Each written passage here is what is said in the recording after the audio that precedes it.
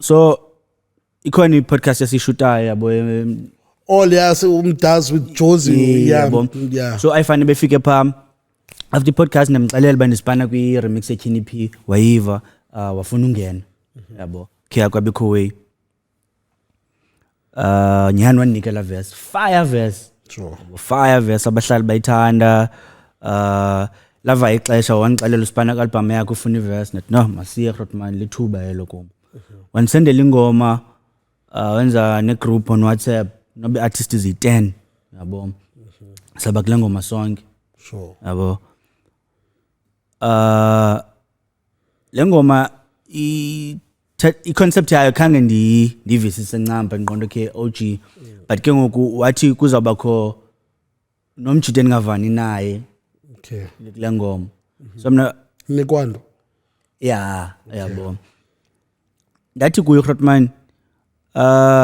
ndazama uzulise yabo ba ndibhizi Grootman ithini kodwa bendibhizi nyani because organize a show bilapha eKing launch yengoma yami yeah no Stilo no Marco uAslali yabo wabesithi kushiyeke 2 days no nithini we uBraba sanonika iverse man ba honest kweni ngixelela ba why ndingazama ukuthi ndiyenze le way nangona ke ndibhizi benozama ukwenza ixesha ndimxelela Grootman khawusene ingoma man yabo kulena kukho lengxaki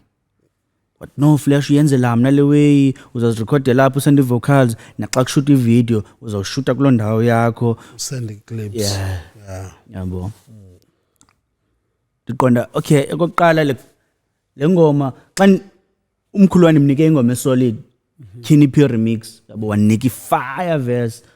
le ngoma le andivisisi ncam yabo even the hook yayo ibethwa nguwe ngaske xa nibethe ingoma noGrootman ibe izeza vibes ka Mamthembu because the favorite song yami ka ayifani Mamthembu sure ingoma ezimnandi yabo ngaske ibe ingoma lela hlobo yabo ingoma because nami ndi good kakhulu kwingoma soulful yabo Grootman musical damzama ku Grootman kufumaniseka ba akayifuni leyo ba ukufuna kule ingoma ufuna kule ndabe nsithi Grootman ke ngoku into mamela ndikuxelela ngehlobo andizungena kule ingoma